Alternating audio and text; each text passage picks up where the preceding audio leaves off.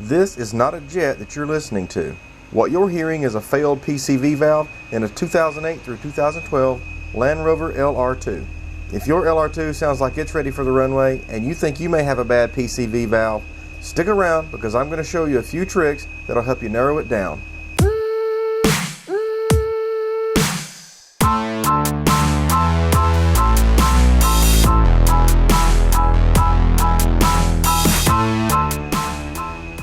The first one is just rev your engine a little bit. If you notice the sound going away as your engine revs, that could be a lot of different things, but it very well could be your PCV valve. Another thing you can do is just to pull the engine's dipstick. If the sound seems to go away every time you pull the dipstick, but come back as soon as you place the dipstick back in its tube, you most likely have a failed PCV valve. The final thing you can do is to listen through a piece of tubing directly at the PCV valve. The PCV valve is a little round cap on top of your valve cover near the firewall of your engine. And with a piece of hose to your ear, you should be able to pinpoint the sound. And if it's coming from the PCV valve, the good news is it's easy to change out.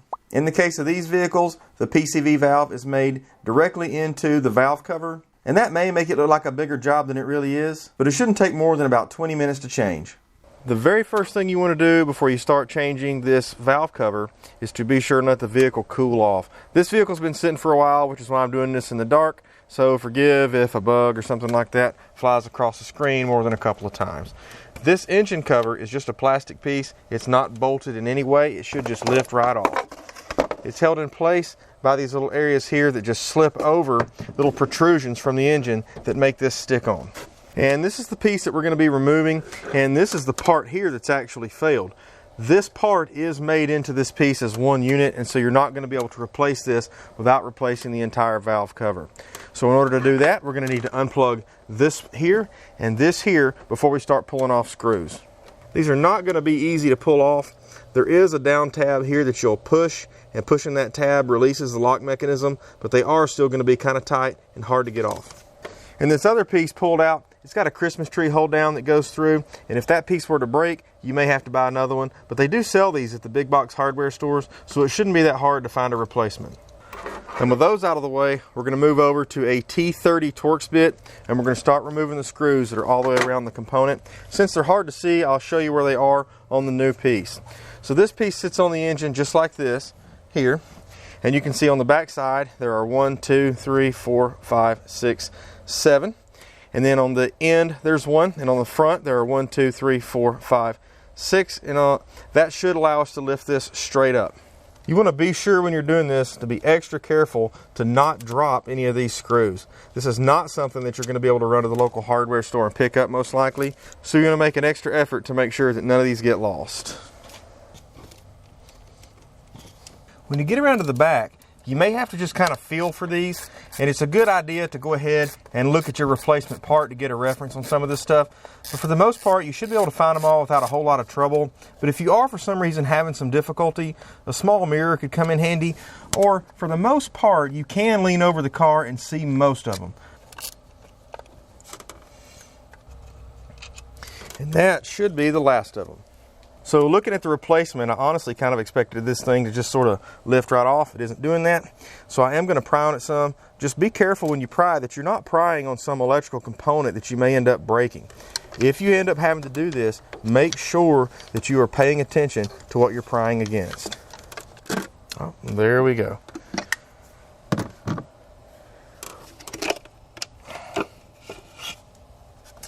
And off she comes. And you can definitely see that this engine has a little bit of gunk built up in here. That may be a product of poor oil change habits or something else. I'm not 100% sure what the reputations for these engines are, but in any case, I think that's probably what ended up causing the failure of our PCV valve. Most likely a clog that later on ended up in some further damage. Before you place the new one on, you want to make sure that all the gaskets are down and in place. When I received this one, some of these were out of the little channels that they're supposed to sit in, and so we don't want to have a situation where we end up not getting a good seal. So it's a good idea to just double check and make sure that everything is in place.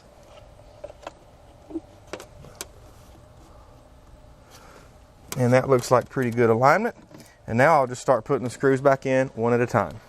This is probably not necessary on a valve cover, but it used to be said that when you would put a piece on an engine like this, you would start from the middle and work your way out to avoid a potential situation where maybe you started out here and then put some here and you ended up with a bulge in the middle that you pulled down and ended up causing a leak later on. No tighter than these were. I just don't think that's an issue, but still, good habits are good habits, and that's the way I'm going to do this vehicle. I'm not going to go really tight right now. Pay attention to how tight they felt when you take it off. These were not super tight, and we don't want to put them back in such a way that we risk damaging the component. This piece is just plastic after all.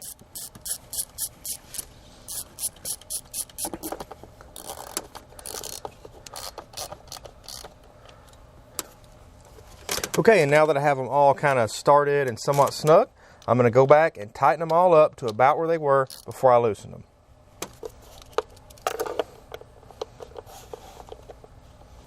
And with that out of the way, we're going to push this back in place. I did break my little clip. I don't have another one, so I'll pick one up tomorrow. But if you were in a bind, I see no reason you couldn't use one of the existing holes to simply zip tie this in place. All this is really for is to make sure that this thing doesn't wiggle around and come loose from just the normal driving, and keep pressure off of the wires as they go into this junction.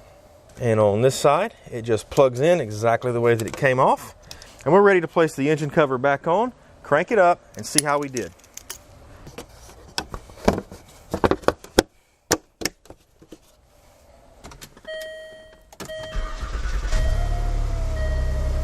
And the screeching microphone sound never did come back, as well as our service engine light went off after about 100 miles of driving. So I'm going to call this job complete. And if your Land Rover LR2 was giving you the wrong kind of attention in the neighborhood, I hope this video helps you solve the problem. If this video helped you, let me know in the comments. A like and a subscribe are always appreciated. And until next time, this is Jason with Born Handy.